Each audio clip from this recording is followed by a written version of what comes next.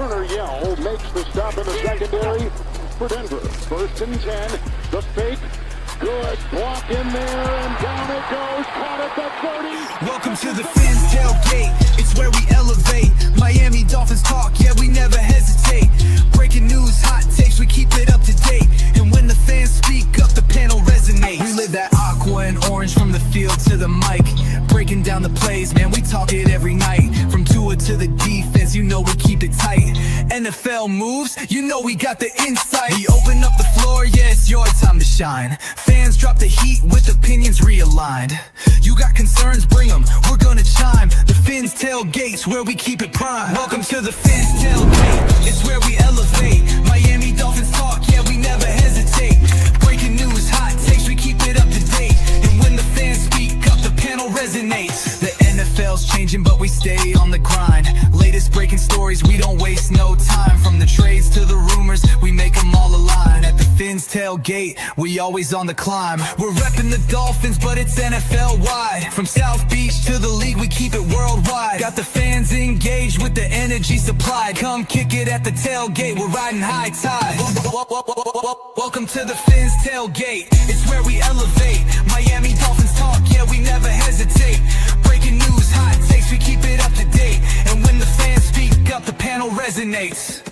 So if you love the game, you know we got the gate. Tune in, speak out, don't wait, it's your fate. This is the Fins tailgate, now watch us dominate. Miami Dolphins, NFL, yeah, we integrate.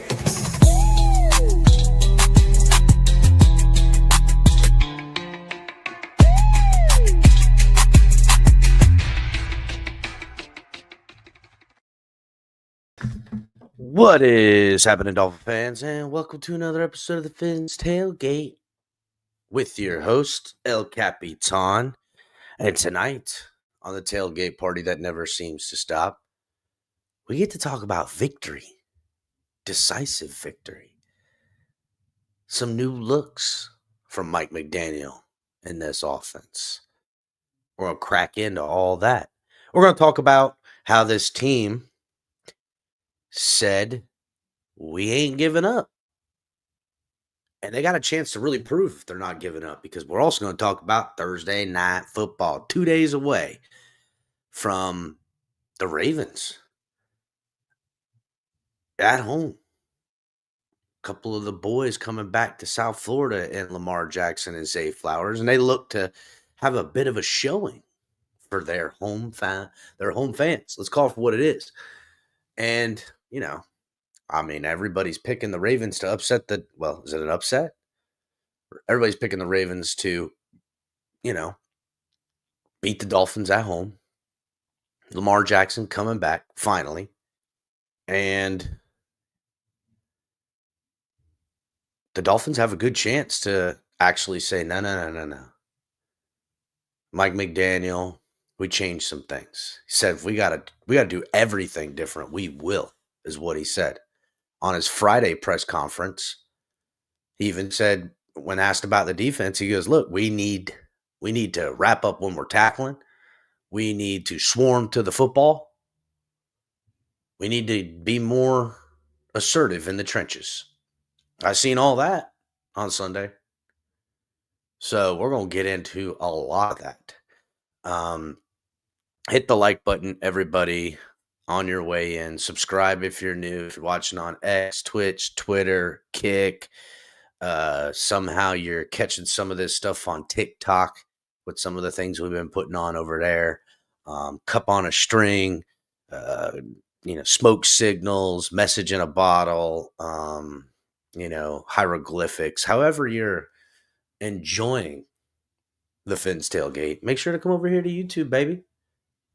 Like, subscribe, join the membership, become part of the Tailgate Army. So hit the like button, everybody. Shout out to a couple of you guys getting in here. A little impromptu. I usually make the stream way earlier in the day. I just had so much going on. But we here. No fear. So, all right. I got a bunch of things to talk about. And we're going to get into all of it. But before we do, little bit of breaking news coming out just 30 minutes ago. I get, hey, this isn't necessarily a Dolphins thing, but it's in the division, and we finna talk about it. So we finna, let's hit the breaking news. Live from a TFTG breaking news report. So, Patriots sending away safety Kyle Duggar for a 6th round pick. They send they receive a 6th round pick from the Steelers, who lost Deshaun Elliott, who goes on IR, which killed my parlay because he only needed 2 more tackles or assists to kick my parlay, but he got injured. And they end up trading Kyle Duggar away, and they send him and a 7th round pick for a 6th rounder. I mean, for nothing. They obviously don't like him. They obviously have a little something against him. It's kind of a weird move. I get it. Are they stacking draft capital? Not really. I mean, you just turned a 7th into a 6th and lost a safety. Odd. Very odd. Do they look to be players at the trade deadline and pick some stuff up? I don't know if a 6th round pick next year is really going to do it, to be honest with you. I don't really see how that's a woo. So,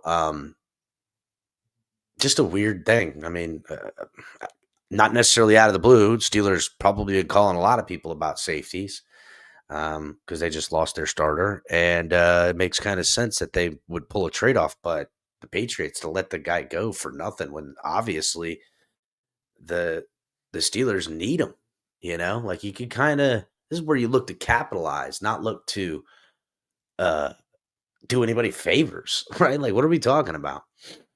Hit the like button, everybody. Shout out to everybody in chat that got here on an impromptu show here on a Tuesday. Flavor J in the building. Salute, brother. Bihana says, bro, stop it. We still dog shit. Y'all know it. Well, we're going to talk. We could be back, baby. We could be back. Watch out. Daniel Berry Sports, salute. Hit the like button. Anthony Manzano, Hall of Famer Raiders safety legend George Adkins, dead. Passed away. Well, sorry. Prayers to him and his family. Shout out to El Bonito. Salute. What's going on, buddy? Tua Trash in the building. What's up, Tua Trash? Hit the like button, brother. So, Kevin Lee, what's going on? 48 hours till we're 3-6. Hey, from your mouth to God's ears, buddy.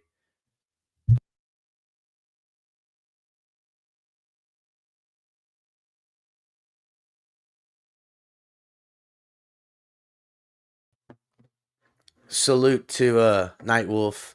We are still a scrappy team. So many tweets, headlines, YouTube vids. Are the Dolphins back? They're already propping up Tua's stats. Fifth 4-touchdown game by Tua, making him some certain ranky. Oh, crappy, not scrappy. Gotcha. Tua's trash. Good match. Shout out to Joe R. Hit the like button, everybody. So let's get into some of this stuff right now, right? Let's first talk about the game, right? Dolphins completely have their way with the Ravens in their house with backup quarterback. What's his face? Fucking Kirk Cousins at the helm. Completely have their way. And, is what it is, right? Like, Dolphins were 7-point dogs in that game. And coming off of what I would say outside of week 1, where they just looked like they weren't completely ready at all. That past week against the Browns was one of the worst games I've ever seen the Dolphins play. And, say what you want, guys. There's a real chance, and especially with outside media pushing the narratives of Mike McDaniel is an idiot. He doesn't know anything. Tua, he's been in bad press the last few weeks, sticking his foot in his mouth, talking about what's going on behind closed doors and player-only meetings. I mean, there's a lot of drama around this team. And after a performance like they had against the Browns, the worst game yet this year. Granted, you can kind of chalk up what happened week 1 as like one of those things where, fuck, you look like shit, but you got caught sleeping behind a wheel. You can't say that week 7, or week 5 or whatever it was for the Browns game. And there was a real potentiality that the Dolphins were going to slump their shoulders over, that the mutiny against Mike McDaniel could have happened. And I talked about it all off season, talked about it. Every time I talk about Mike McDaniel and his job, I say again and again, I don't care how many games the Dolphins win or lose, Mike McDaniel is gained an extreme amount of favor with the owner. That's just the facts, dude. They can't tell you this enough. And from everything I'm hearing close to the organization, from the people I trust, they really like him. He is. When we say the Dolphins and their collective of people, he's there. Just like you can't get rid of Chris Greer, no matter how many planes you fly over the damn thing. I don't care what you Dolphins fans do. Chris Greer is trusted, loved, and appreciated in that building. So unless he retires, he might not be GM, but he'll be elevated. And right now, Mike McDaniel is, by proxy, a part of the collective in every way, shape, and form, protected outside of this one scenario that I keep saying. He would have to have everybody turn on him. He would have to fold inward or explode outward, kind of like Brian Flores did, had his explosion. He could implode and start doing the Adam Gase thing, right? He could, implode and start doing the Adam Gase thing is burying himself in his freaking tablet on the sidelines, looking like an idiot all game, closing his door, not talking to people, not outside of his office, just in there with a pen and a paper trying to freaking figure out his life. It was maddening. Or he could even have handled it like Joe Philbin, when the walls were closing in on him, his manic depressiveness, whatever the hell he's got going on, where he's like extra picky about micromanaging the little things that have fuck all to do with football. We're talking about like cleanliness and shit like that, like which is important, granted, but like not to the extent where he was taking it into what I believe to be a unhealthy thing. But Mike McDaniel didn't choose any of the other routes we've seen. He didn't blow up like Flores. He didn't, weird out like Philbin or what's his name? Gase. What he did is he kept his word. And his word was, I don't care what we got to do. We'll change everything. And if you watch that game on Sunday, that's what he did in short order, mind you. It's not like they had a bye week. It's not like they're in better situation. Darren Waller's gone. Tyreek Hill's gone.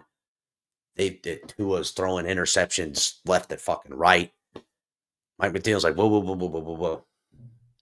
I could also not just lose the team's faith in me, but just as bad, the team can lose faith in the quarterback, in which case they're losing faith in me. And now everyone's, not only are they freelancing on defense and special teams, causing more harm than help, but they could then look to be just pissed, and everyone's just doing their own thing. We kind of seen that. That's what it looked like in that Browns game. That's what it looks like when guys are trying to do too much, getting off script, playing fast and around, trying to make up for a game that feels like it's slipping away in one play. It's like, if I could just, get a strip sack and run this bitch back and score a set way back in it. And they right. That's how football works. Explosive plays turn the tides of games all the time. But they got to come to you. You can't go out and just make them happen. If that was the case, there would be guys making them happen routinely, which there is kind of some. But my point is that Mike McDaniel said, look, we changing it. We ain't doing this. This ain't happening no more. And he switched this game plan up. And he straight up came out with an extra 6th offensive lineman for like 22 plays, which is, a lot considering we'd never see it at all. He used all 3 running backs, used the fullbacks, tight ends, even new guys.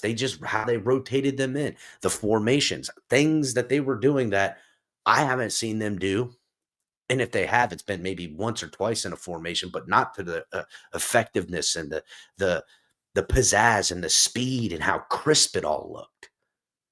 It was quite impressive. Now, granted, this is the fucking Falcons, right? And the Falcons became victim of what the Dolphins became victim of in the Browns game. And that's once the snowball got rolling, they started trying to do too much, and then they're committing penalties. They're getting turnovers. People are doing too much. That Bijan Robinson, where the walls closed in on him because Dolphins defense were keying in, rather than him go down, he tried to get low and skinny at the same time and reach out and knead out the own football. And that's what happens, dude. I know it's stupid to say, but you guys seen the movie The Replacements? Has anybody seen the movie The Replacements? With Keanu Reeves, and they're bringing in those guys. Keanu Reeves says something that rings true with people who play the game of football, and he says something. They were all talking about their fears, and he says quicksand, and he was talking about in a game where bad things happen, and the more you do, the worse it gets. Rather than having a forgetful mind, keep it pushing, trust the process, whatever fucking dumb adage you want to say. That's how the game is. That's how you don't beat yourself in this game. It truly is. It's not how you beat yourself. When linebackers are, blitzing all the time, they're to try to make a play, they're losing. When running backs are fighting for extra yardage while everyone's trying to pull them down, that's when, defensive guys are punching footballs out rather than just being routine about things. And you continue to snowball that. And that's what happened to the Falcons, and the Dolphins caught a couple lucky breaks, those couple of wild passes, one tip, the other one that was, Tua got lucky on some. But ultimately the defense, the offense, the special teams, they played lights out. And the game plan, that first quarter when Mike McDaniel came out, he was like, fuck y'all, I got something for you. There was no way the Falcons were prepared for that. No way. How could they be? We ain't done it. We ain't done it. They didn't got no film on it. They're sitting up there in the booth down on the field talking back to each other on the defense going, what the fuck? Where did this come from? Where did this come from? They're out here, doing things we ain't got no film on them for. So Mike McDaniel kept to his word. And I know that we ain't the only ones that notice it, Dolphin fans. The Ravens notice it. And they, Harbaugh and Lamar Jackson, they mention it. They talk about it. I might play some clips from that in a little bit. But shout out to everybody in chat. Hal 9000, Mr. 305, telling everybody to hit the like button. I see there's a couple people watching on Kick. If you're watching on Kick, maybe you want to slide over here to the YouTube side and get in with everybody. Kevin Lee, what's good, dog? Couple people on Twitch too as well. Yes, Lamar is cleared to to play, so he'll play. They've been talking about Ghost One. What's going on, the Ghost? Salute. See, we got a couple of the homies in the back. Tonk, Ali, what's going on, y'all? What's up? What's up, homie? How you doing? I've never heard you talk so nice about McDaniel in all the 4 years. Well, we've been doing this. I've been very critical of McDaniel. I thought he was taking the path of least resistance in a lot of ways, with Tyreek Hill in this passing game and all of these all this pizzazz. What's up, Papa Paul? I seen you pull up Papa Paul real quick. I've seen him take the path of least resistance at times, which I understand. It's kind of hard to look at what is a marquee, more than likely not gold jacket member and keying in on him, and then getting guys like Achane and not keying in on him. I watched Adam Gase do the same exact thing. I watched him do the same exact thing and outthink himself from what could work and would work. Adam Gase did not like running the ball with with Jay Ajayi. He reluctantly led into it because it was undeniable, and the team pretty much forced his hand with their successfulness. Mike McDaniel, who found plenty of success passing the football, could have tripled down with Tua throwing interceptions and him losing his best two weapons, and Waller and Tyreek Hill. And it's odd to say Waller was one of his best weapons, but look at his fucking snap count to targets and his production. It is clear that, snap for snap, Waller was giving you incredible dividends on what you were getting from him. You know what I'm saying? But he could have done something I've seen so many coaches do. And not just so many coaches do it, but exact archetypes that are coaches like him. These smart guys, these cerebral kind of guys, these planner people, these guys that are tied up in film and tied up in fucking the chalkboard rather than tied up in the feel of the game and the feel of the team. They overlook the real football human part of what's going on and lean more to what that got them to where they are rather than putting that down and accepting your fate and making changes by personnel rather than, square peg round hole. And look, it might not work again, right? What's up, Brad Boss? Salute, dog. Thanks for coming over. Hit the like button. We could go Thursday and everything the Dolphins did on Sunday, the Ravens are planning for, and they could stop and this could all blow up in our faces. But I'm not going to forget what Mike McDaniel did designing, coaching, and getting his guys, because say what you want, the fluidity of the amount of different changes that they had from the Browns game, what offense they were running, to the Falcons game and what offense they were running. I don't want to say it's freaking astronomical, but it's really a significant amount in a short amount of time to do everything they used to do and say, fucking scrap all that. We're doing this now, and got everyone doing it. There was no operation errors. There was very few penalties. There wasn't guys, it lined up in the wrong spot. Running back's going to take a ball that they're not supposed to get. A lot of times you make a lot of changes. A lot of the mistakes come because you've made so many changes, and that didn't happen. And it tells me what it also tells me by how effective it was is that the team completely bought into the changes and believe in Mike McDaniel. So when I go back to my earlier statements that Mike McDaniel would need to lose the locker room in order to lose his job, he proved yesterday or Tuesday or Sunday that he hasn't lost any of their respect, not even a freaking morsel. And that's something I'm noticing about what happened and what went on in that game. Now, again, things can always change, but right now, Mike McDaniel's hot seat is frigid, ice cold. What about you guys? What do you think, Ali, of the game and what I've been saying? I disagree with you. I'm sorry. Oh, wow. I'm gonna push back. Dan Campbell did not lose the locker room. In fact, he won the locker room, and he still didn't have the job. That's not true. Right? That is true. Not true. It's not true. It's true. I'm telling you, it's true. In addition to it, I'm going to go ahead and say that Sunday's win was really a facade. Yes, it's a one-time, one-off. They got along. They didn't make any mistakes, and they won the game. But look at who it was against, right? It's against Atlanta, who's not a really good team either, not with their starting quarterback, right? They didn't even have their starting receiver wasn't even there either, right? So you look at that, you have to take this with a grain of salt. What we did is what we're supposed to be doing against teams such as the Atlanta Falcons.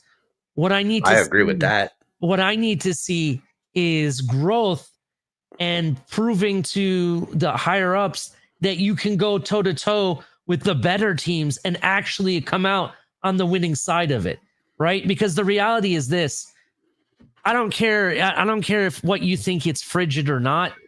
If I'm Ross, I'm looking at how many years do I have to go through losing to the Buffalo Bills, losing to the Kansas Cities or the Ravens or what other team that has a more dominant whatever. right? How long are we going to have to go through that? And yet you're going to sit there and say that the head coach is in a frigid seat. I'm sorry. At this point, I think he has to prove, and that's why all the changes were made, right? So now here's the question. If we go on a run, let's say we go on a 7-game winning streak, and he does beat, let's say, the Commanders or the Bucks or whoever these better teams are that we have coming up, right? Let's say he does that. Then you maybe we got some things going on here. But this is just one win against Atlanta. In my opinion, Atlanta right now doesn't look any better than what the Jets do. That's just my opinion right now, and that's where I'm sitting. Well, I'm not going to argue with your opinion because that is your opinion, but I'm merely not talking about the season being completely turned around. They go on a run, any of those things. From my consensus, from what I've observed, whether that game was won or lost, Mike McDaniel is heavily still in favor with the brain trust and, most importantly, the owner in this organization. But I also that's a different argument, though. But would you agree or disagree with that statement? I think that the owner likes him for sure. I'm not going to dispute that at all. But that doesn't mean that just because you like a guy, it's best for business. Well, oh no, yeah, they'll fire a guy he likes. I mean, it's business is business. But again, that goes to my point that I don't think he can lose his job via a business decision. No matter how many games he loses, it's more along the lines of what would affect all business. Shout out to Nightwolf, who says Ali is on to something. Mike McDaniel is anything but frigid. He at least is warm still, bro. I mean, look, I'm not saying all is forgiven in 1 week, but again, by what I believe to be the only straw that can break the camel's back for Mike McDaniel is not wins and losses. It's not. It's literally the team and the organization and coaching staff losing faith and turning their backs on him. Because that's what's happened to every coach that's been fired outside of Sperano, which Sperano, the team and organization did not fucking dislike Sperano. The ownership and a little bit of the brain trust at the time thought Sperano could never be more than what they saw, and they did him wrong. Okay. And then Brian Flores, although may have lost favor with the higher ups, it ultimately wasn't anyone turning their back on him, which there was in the locker room, especially over the Tua stuff. And that's a whole nother subject. But that wasn't what broke the camel's back. What broke the camel's back was his explosions and everything that happened that essentially led to enough to stack against him in the freaking plus and minus column to get him fired. So again, our owner is notorious for waiting too long to make firings. True. And I think he extremely likes Mike McDaniel. And if you package in everything, my only consensus is that he would have to have everyone turn their backs on him. That may not be every single solitary person, but enough to where they're like, all right, there's nothing, we can salvage nothing and no one. And Mike McDaniel did a couple of things, because one of the things that I heard in the media's from Tua and Mike McDaniel and watching all the guys and the players, Mike McDaniel did something that also shows to me his security in his position. Because right now, as hot as the seat and outside pressures, I mean, the talking heads and the beat writers all calling him, dude, they were calling for his job on the fish tank, okay? On the Miami Dolphins fish tank. They were putting that pressure on Mike McDaniel and him not knowing what the hell he's doing. And I mean, I had a whole clip I was going to play before the game, but I didn't get to it, so I'm not going to play it now. But my point is that with all of that outside noise and all that potentiality for Mike McDaniel to look at the situation and it affect him and his coaching ability, not only is that not what happened, but he did something that anyone who was scared of losing their job wouldn't have done. And that was bring Frank Smith from, and all the players talked about how important Frank Smith was being not in the booth no more and brought him down to the sidelines. And any coach who was worried about his job would never bring their coordinator in to steal what is apparently their positioning.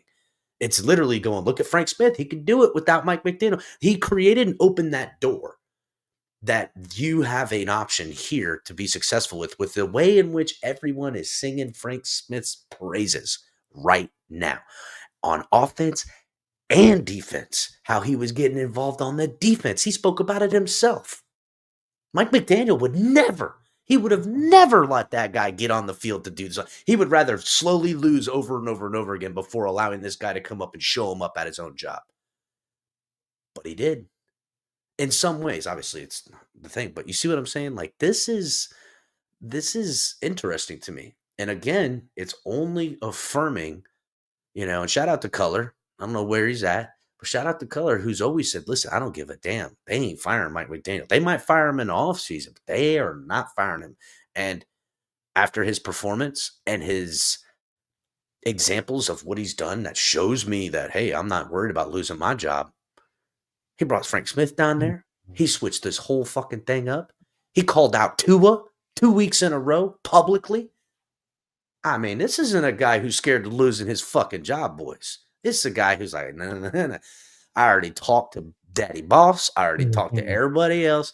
Yeah, they already said out of their own mouths of a bit of a soft rebuild. Hit the like button. They've already made this clear. You think they weren't going to make that? They were going to put that into their calculus of how successful or non-successful their coach was going to be during all this? Of course they did. Yeah. I'm telling you, I think whether Tua stays around, whether they kick and get rid of any other freaking people, to me, they have full plans at this point, and it could change, of Mike McDaniel being and staying the head coach in 2026. It's very possible. For me, I don't think there's any point of firing him right now when you really don't know what the season's going to look like at the end. You kind of need to know where you're going to end up and what the plan is before you can move on to someone better. And I don't think Ross and company actually make the move off of McDaniel until they find someone that's better that they know they can get, right? Because what are you going to do? You're going to go get, the next up and coming offensive coordinator for what? For what reason? I don't know if you remember this, but it was like 1 or 2 years ago. I believe it was Ross saying something to the effect that we need to stop with this, like, firing coaches all the time and having a new offensive coordinator. Thank you. We need to start building continuity there, right? Well, and I kind of think that's their thought process. So for me, just because you have the coach here, just because you got the same GM, that doesn't mean changes are not going to come. That doesn't mean that Tua is still going to be here. You know what I mean? I agree. Linda, yeah, we'll be calling the game Thursday. I'll probably make the whatchamacallit here directly. Nightwolf says, look at the optics. Why is Mike doing this? Because he's afraid of losing his job. Everything you said, Cap, can literally be used for the opposite, being he's doing all this because he has to. Okay, sure. You could literally say that. He is aware of the pressures and all those things that are happening. But you know what he didn't do?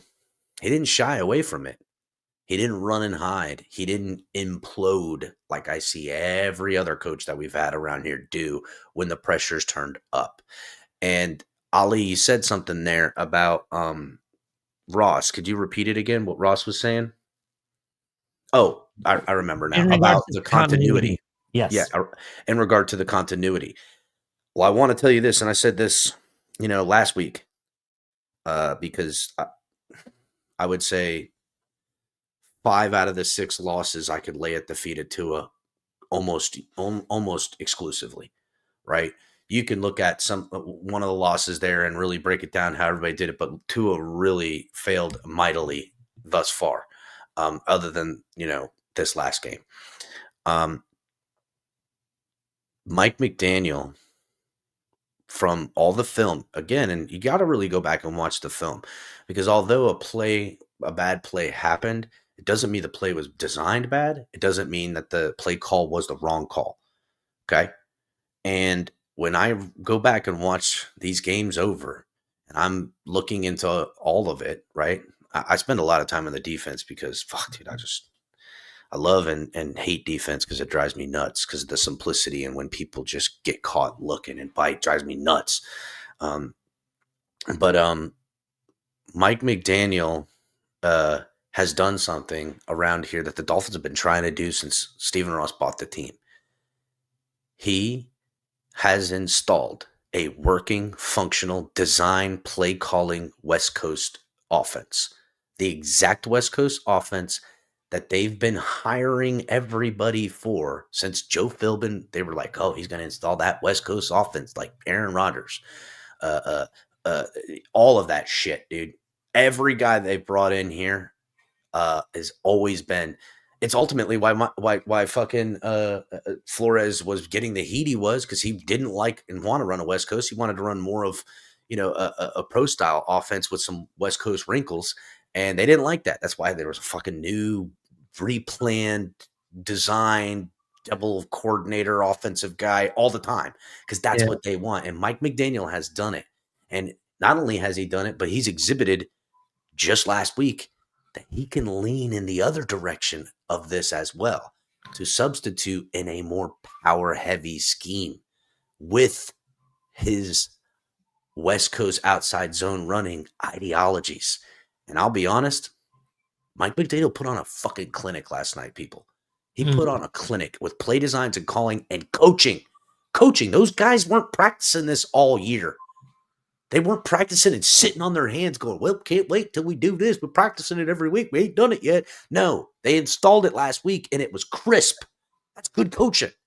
That's great coaching by everybody, up and down, in 1 week. So much so they caught these boys slipping. And you know what? The Ravens, in short order, got to do good coaching defensively where they're weak right now to defeat it. And the Dolphins, guess what? Now they're just building on top of it. To me, and I was asked this, I want to say Anthony asked this in the spaces today. What do you think the Dolphins will put in their game plan heading into Thursday Night Football? I said, listen, if I was doing it, I would keep everything in play calls, everything. I would exchange personnel.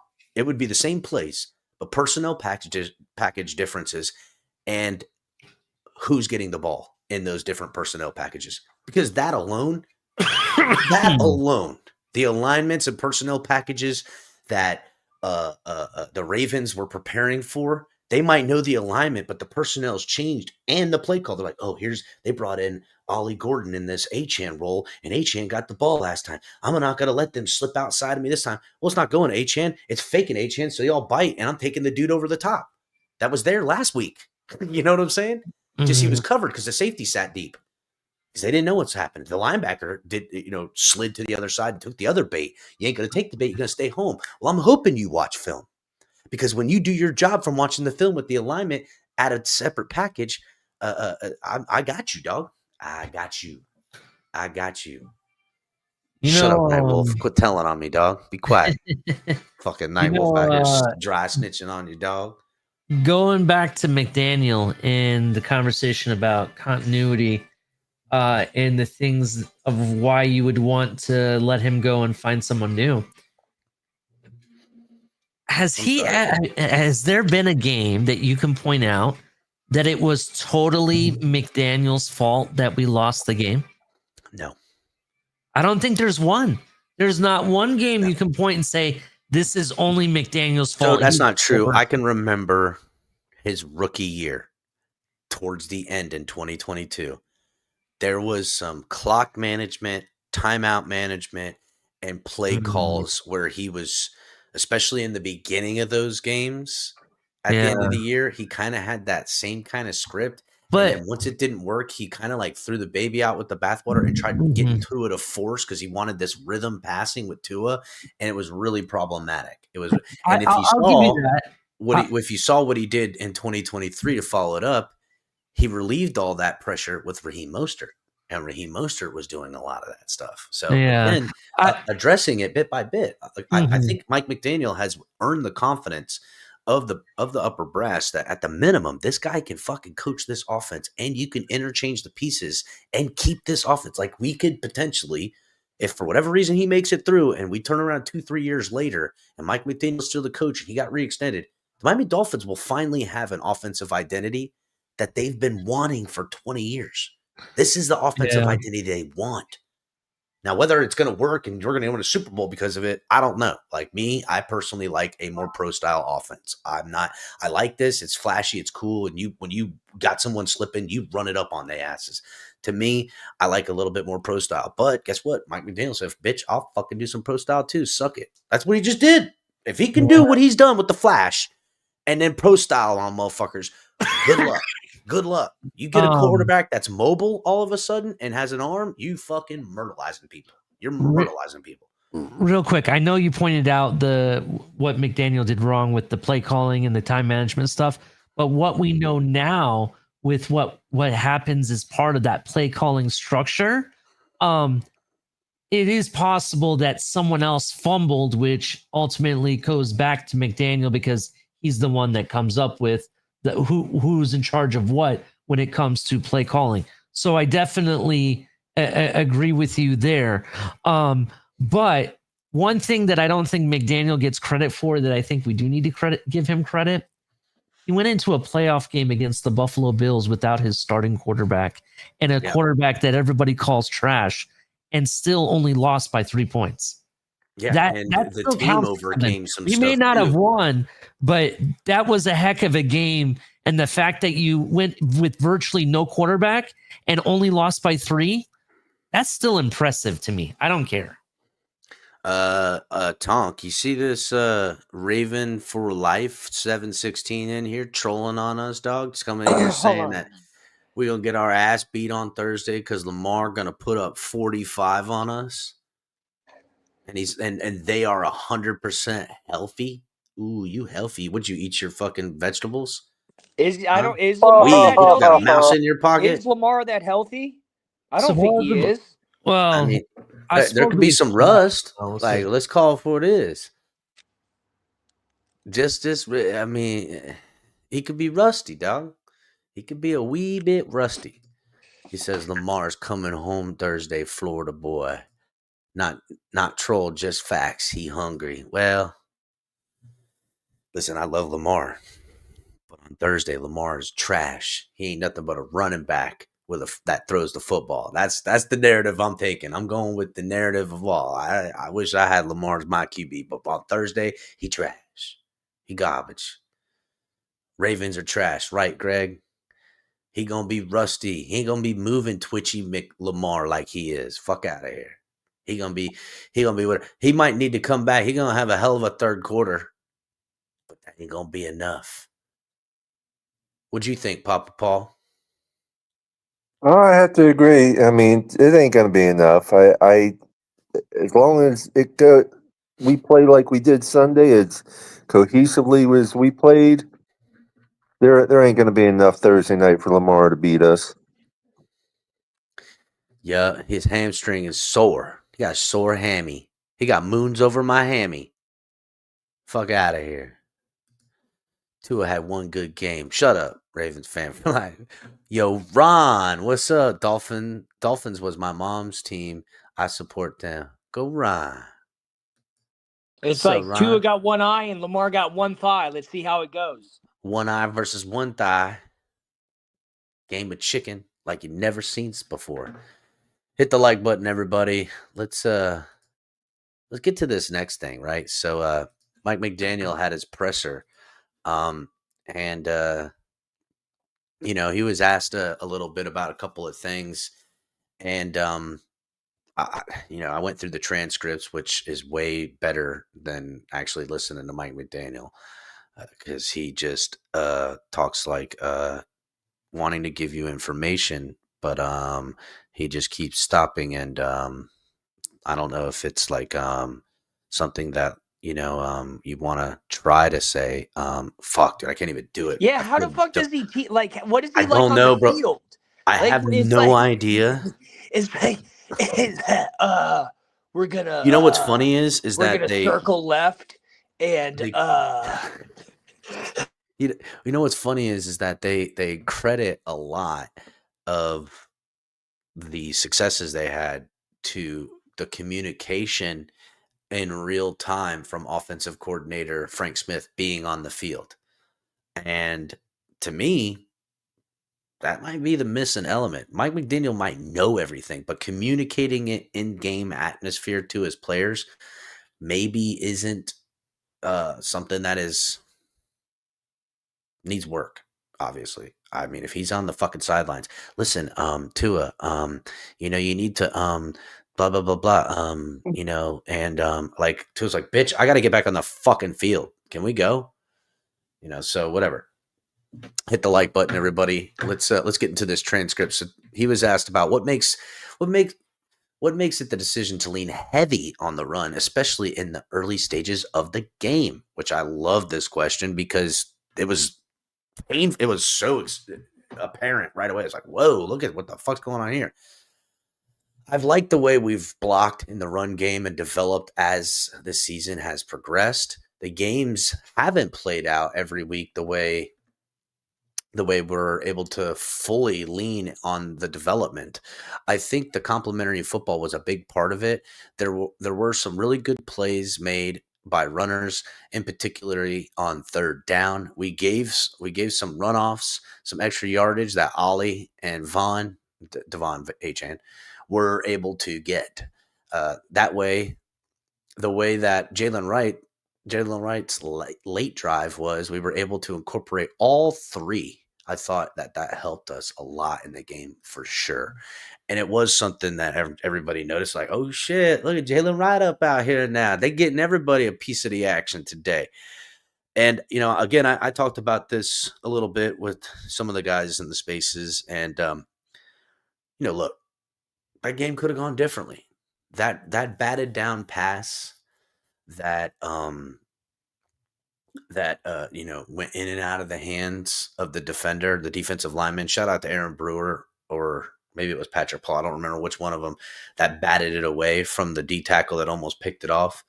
But if that came down with an interception, the field would be flipped. They could have scored. The game could have been, still really close.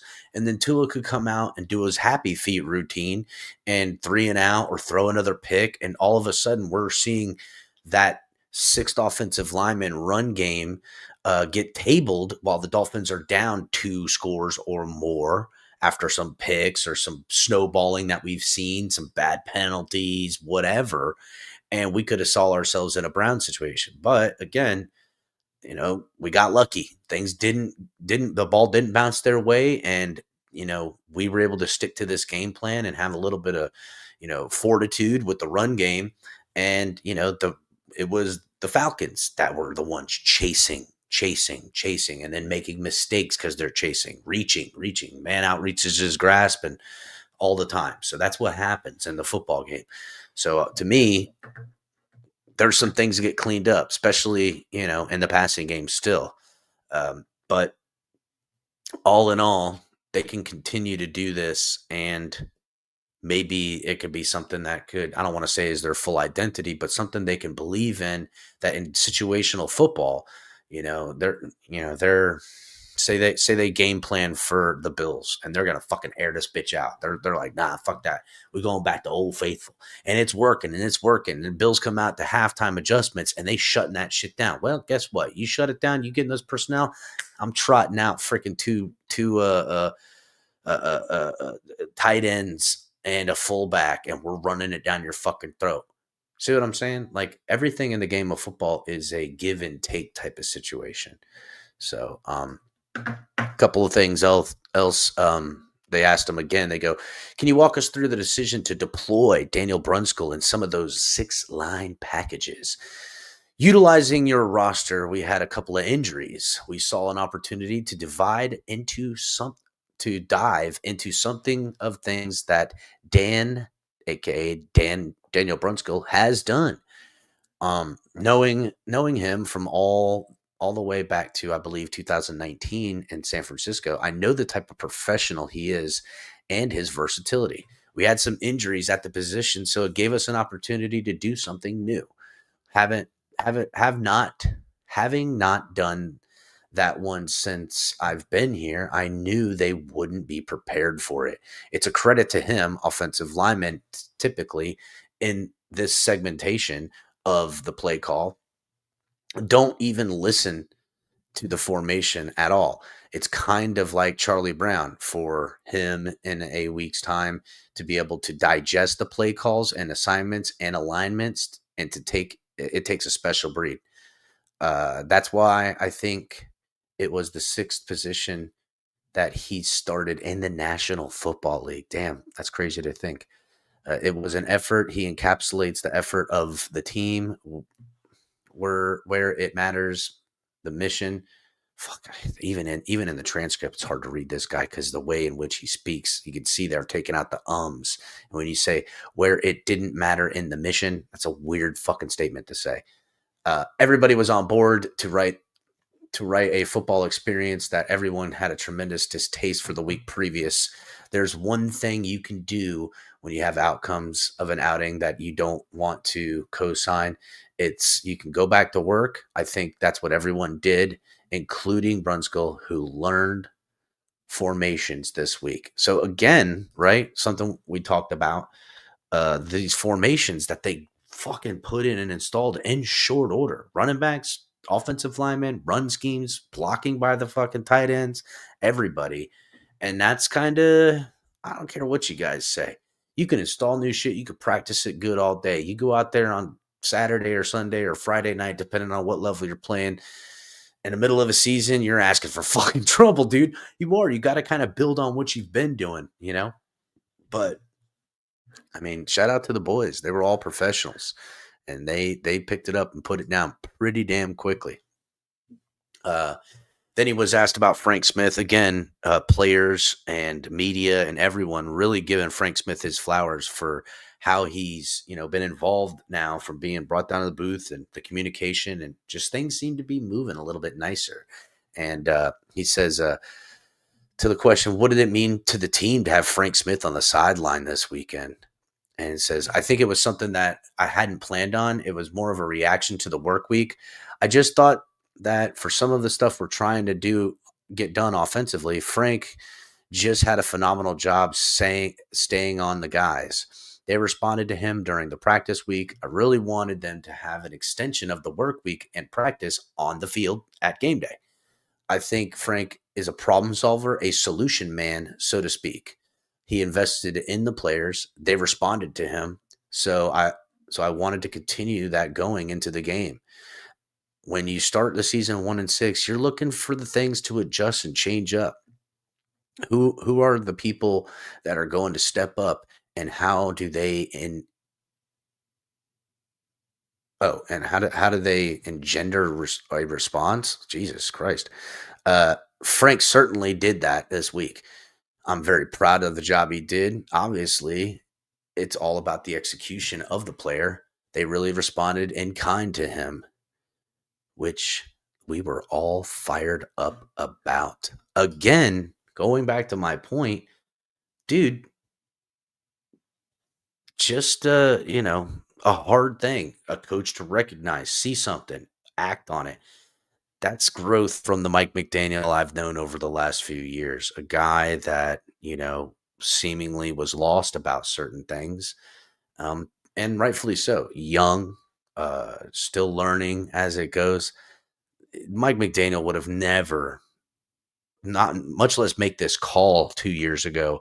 He wouldn't have recognized in the practice work week that Frank Smith and his devil in details amongst everyone in this really critical change of plans type of offense, he probably wouldn't even have recognized. He would have been too consumed on whatever it was he was doing. But he's now, I don't want to say taking a step back, but yeah, taking more of a hands-off approach with his offense and being more of a head coach and delegating which is what the best head coaches do also. So just, pretty smart, I think.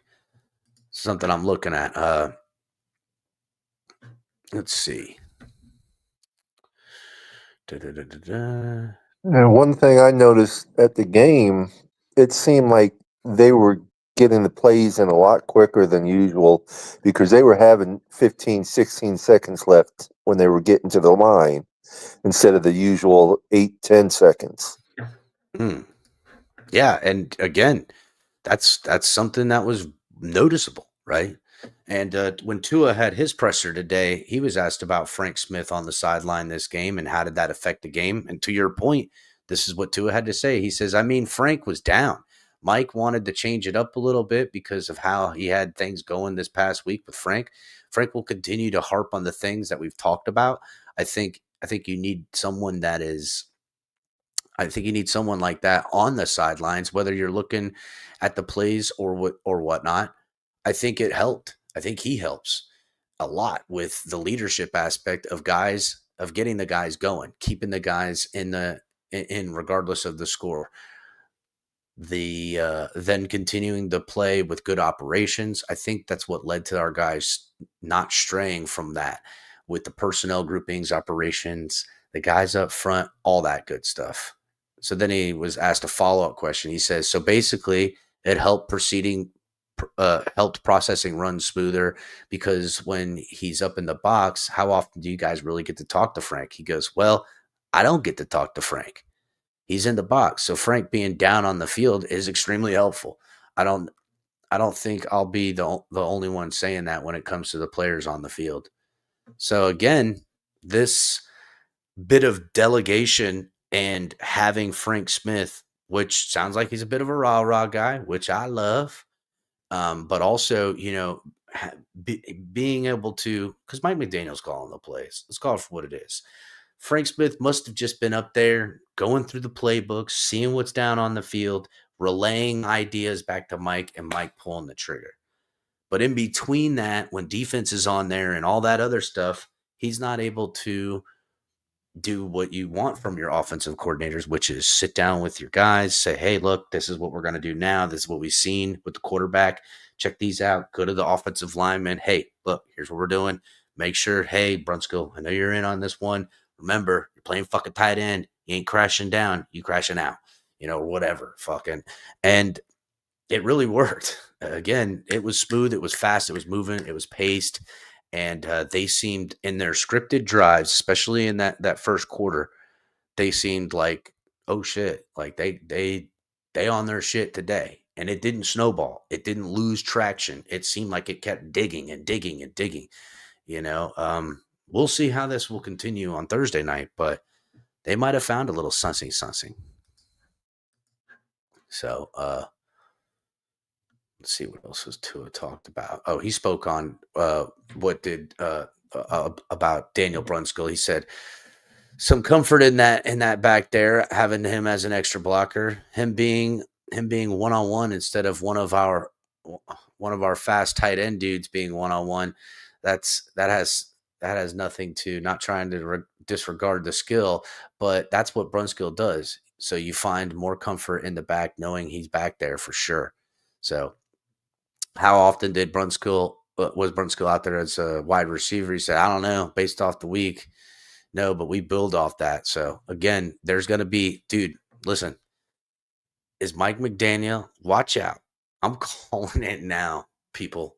If the Dolphins get into a heavy set run formation, and they've been doing it in this game, and they find themselves inside 5 yards, look for Brunskill to fade off as a tight end and be wide fucking open on a touchdown pass reception.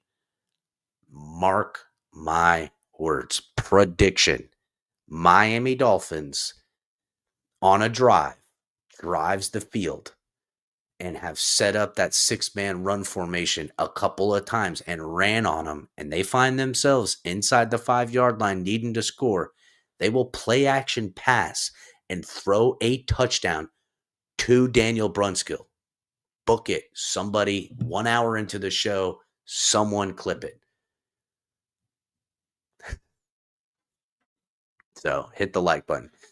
I want my cut, Michael K.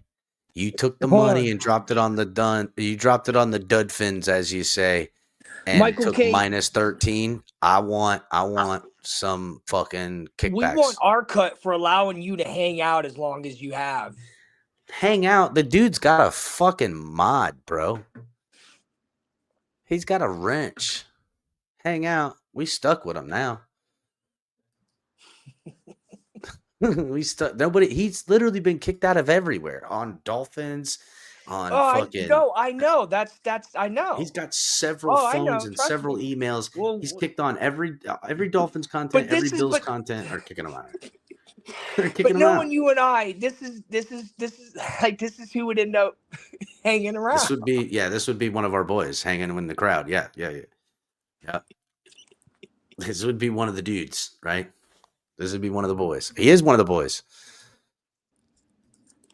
So yeah, some other stuff from Tua Tagovailoa at his presser. Let's see. They asked him, how does it feel to get one back after 3 interceptions, over analyzation, all that stuff? That he goes, man, it feels good. Anytime you can get a win with your team, I think that's the best feeling. People are going to talk. They're always going to say what they feel they need to say. But at the end of the day, this is our job. This is what we do. And we've got to go out there and execute, color, to the best of our abilities, however the cards play out. And that's how they play out. So, there was something else I thought he said. Oh, okay. So another thing that Tua was asked about is in the run game, which again, run game heavily featured. Dolphins ran the ball more than they threw, first time, and I can't remember when. The run game, I think running back Ollie Gordon and Devon Achane combined for 30 carries, give or take. The commitment to the run game, running the ball, That's the willingness to run the ball. How does that open things up for you guys? How does that open things up for you, Tua, in the passing game? Tua had this to say. It opens it up tremendously because it allows Tua to make shorter throws because they're running the ball to the next first down, and so he doesn't have to throw the ball as far to try to get yards. Well, there's not only that too, but and we have more defense in the secondary. They, when you're running the ball effectively, linebackers are going to cheat inside or outside, and some of their depth, they're going to cheat to try to get out in front and make stops so that you're not gouging them. They can make shorter run stops, while also safeties, they'll creep up and try to, set an edge, and that might be their edge, but there also is their job to maintain and coverage behind them. And if you're running effectively on them and you fake to a run on that side, it at the minimum, it freezes that safety, and he's now lost a step on what his coverage assignment is behind him. And that's a big thing that opens up. So it's all a give and take. It's a chess match. So this is what Tua says. He said, it opens everything up based on what the front is trying to do and what the backers are seeing as well. So with our boot game, never heard it called that, running game called boot game. All right, that must be something new. It helped that a lot. With our play action game, our fucking bootlegs. Fuck, I wasn't call it boot game. Fucking thing. So with our boot game, it helped a lot. With our play action game, it also helped with that. Then, as much as we ran the ball under center, we also ran it a good amount out of the gun or in the pistol. So then now it's what we do. It's what we want to do on the second level defensively. So I definitely would say that it had a big impact in the pass game. Again, those few things, when you're running the game, you freeze safeties, you freeze linebackers, you get them out of position. They get biting. They get, they're not where they're supposed to be. And in a timing-based, throw to where the guy's going to be, not where you can see him, type of offense that Mike McDaniel has designed and Tua really kind of does well, that window's definitely open if that guy is biting on a run that ain't there. You know what I'm saying? And that's just simple football 101. I get this will linebacker, or, I get the down in the box nickel corner safety or whatever to bite up on what is looking like an outside sweep. It's no different than when you get them to bite on, somebody underneath that you're trying to that you're wanting them to come and take care of, like a running back out of the swing, to open up the second level to get it over their head. And the run game does that just as effectively. So that's just regular. But you try to run the ball, and teams key in and stack in. You don't have anything to whatever. I mean, look, the Ravens, if they're smart, and they are, they're going to come into against the Dolphins and say, fuck that. You ain't running the ball on us. And we're going to try to make you one-dimensional and have Tua beat us. Now, we'll see what that looks like. It's probably what they're going to do. But I got to understand Mike McDaniel knows that and says, yeah, I'm going to show you a run set, and you're going to sell out on the run, and I'm passing the whole time. So it'll be interesting to see how Mike McDaniel will handle this, in short order this week. So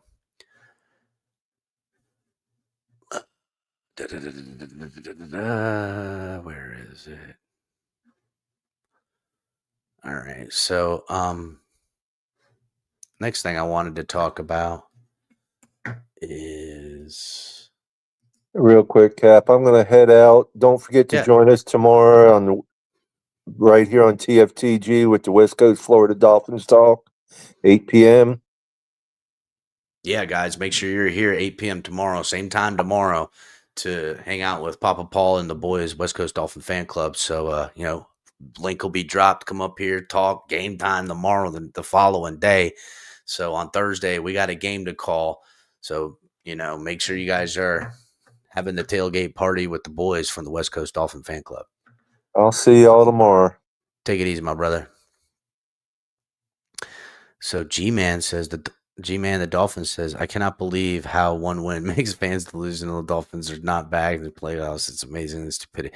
I know, G-Man. Listen, this might be the last time this season I can fucking say, hey, we back. You know what I'm saying? That's it. It's my Dolphins lose 2 more and it's over. It ain't back as shit. You done, So again, I got to play the contrarian every now and again. This is an entertainment industry, right? It is entertainment. Hit the like button for your entertainment. Shout out to the people who are the members and the donators, keeping the lights on in this bitch. Next thing I wanted to talk about, Miami Dolphins rookies. So, I don't know if you guys know this or not, but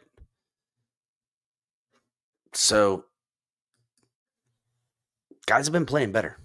Kenneth Grant last 2 weeks been playing a little bit better. I wouldn't say he's making astronomical strides as in the in his game, but definitely playing better. Jonah Savanoeda,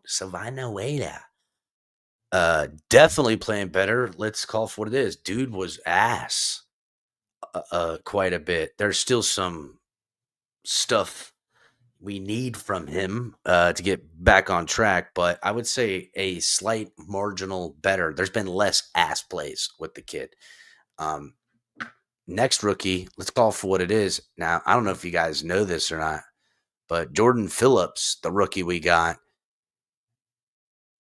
he's in short supply of what we have from him. I'm just going to read some of his little bit of statistics right now, okay? And remember, this was a guy we got in the 5th round. So he's not our number 1 pass rusher. The dude is fucking jacked. He's a big boy.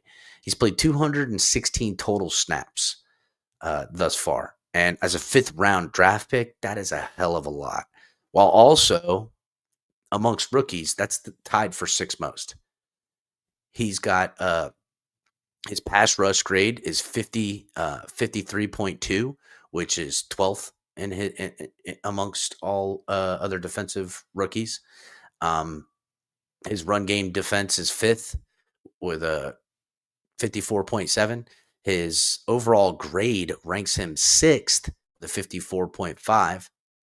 He's tied for 2nd with 10 defensive stops, and he's in 1st place with 18 total tackles. And this isn't defensive tackles. This is amongst all rookies. But as a 5th rounder, for the total snaps and the production you're getting out of this guy, I mean, definitely a dude that is a contributor, someone who's been, most certainly paying dividends. Another guy, Deontay Trader, the rookie. This kid is the second highest grade safety in the NFL today. He's got an 87.5 per PFF. He's made his mistakes as rookie mistakes, but this kid is putting it together in a big, big way. He's in the Falcons game, he had 27 snaps in coverage, didn't allow a single yard on him, had one pass breakup, and he forced 2 incompletions. He had an 80.6 PFF grade. Again, he is starting to put it together very quickly for a really young guy in Deontay Trader. All these guys, again, contributors just off this year's draft. So for all the people that want to fire Chris Greer, all people that want to fly planes over to fucking building, fire Mike McDaniel, fire Chris Greer, it's kind of hard to say that when literally every fucking draft, every rookie he drafted this year pretty much is playing right now. And the next one, a fan favorite and a guy whose stock is way up in my book, Ollie fucking Gordon, dude. Ollie Gordon had 10 carries for 48 yards on the ground. And then he also had that fucking touchdown in the reception that he had. And in the block game, I don't know if you guys seen this kid, but there was one play. I want to say it was the touchdown to Malik Washington. Tua would have got blasted if Ollie Gordon didn't pick up that block on Tua's backside. Would have got just completely destroyed. Probably would have never got the throw off. Ollie Gordon not only stood this guy up, but threw him up and back. Tua had tons of room because of it. And that's an improvement from a young guy who's out here, making a name for himself. So again, dude, this kid, what a pick. What a pickup. The rookie's really showing up in a big way with these Miami Dolphins this season. And that's not always been the case. I would say the guy who's the least impressive out of all those guys is Kenneth Grant, our rookie, because of where he was drafted in the first round, how much money he's getting.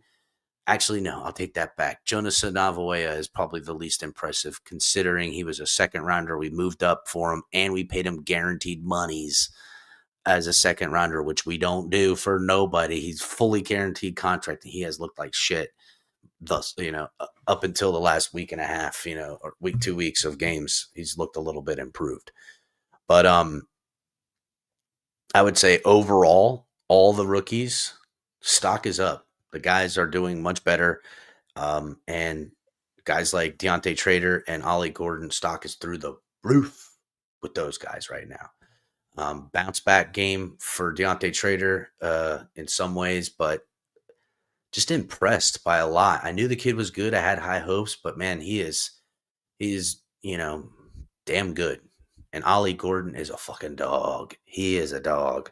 I like this guy. It's good to see Jalen Wright out there, man. Good to see the homie.